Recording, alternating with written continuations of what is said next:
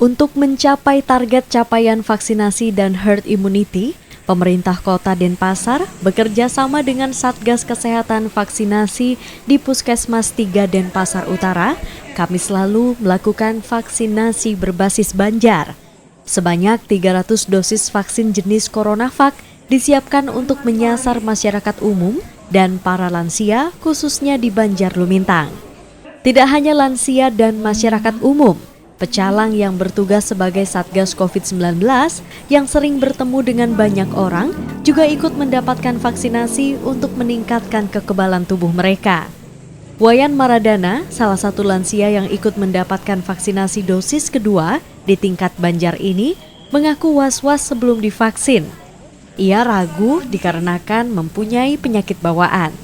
Namun setelah sempat berkonsultasi kepada dokter, ia pun kemudian diperbolehkan untuk melakukan vaksinasi demi mengikuti program pemerintah. Anjuran pemerintah kan begitu. Kita semua sebagai masyarakat Indonesia harus dapat vaksin. Sebelumnya gimana Pak? Ada perasaan was-was atau gimana? Was-was ya ada. Kita kan ada penyakit bawaan gitu, makanya kita konfirmasi dulu sama dokter.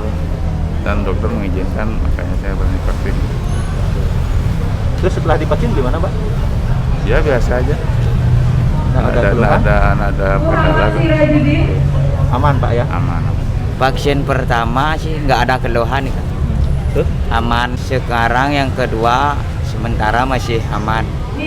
Tidak ada keluhan. Karena juga saya menjadi satgas di Banjar Lumintang dan bertemu dengan banyak orang. Maka dari itu mengikuti vaksin. Juru bicara Satgas COVID-19 Kota Denpasar, Dewa Gederai mengatakan, capaian vaksinasi di Kota Denpasar pada kelompok tenaga kesehatan dan kelompok pelayanan publik telah mencapai 100% lebih. Untuk itu, pihaknya terus menggencarkan vaksinasi yang menyasar kelompok lansia dan masyarakat umum melalui vaksinasi ke desa dan Banjar. Target sasaran vaksinasi kelompok lansia di Kota Denpasar mencapai 42.000, sedangkan yang telah mendapatkan vaksinasi mencapai 38.935 orang atau sebanyak 72%. Terkait dengan cakupan ataupun capaian pelaksanaan vaksinasi di Kota Denpasar ya, karena kita terus menggenjot, karena ada beberapa sasaran yang kita lakukan. Yang pertama itu sasaran adalah nakes, ini sudah untuk dosis yang pertama sudah mencapai 100% lebih. Kemudian yang masih kita genjot adalah di kelompok sasaran lansia. Jadi sasaran lansia ini target sasarannya adalah berjumlah 42.000 orang. Dan saat ini sudah mencapai 38.935 orang atau sekitar 72%. Dan ini kita akan terus lakukan sistem jemput bola kepada masyarakat yang ada di desa dan kelurahan. Termasuk Banjar? Ya, termasuk nanti pelaksanaannya di Banjar-Banjar.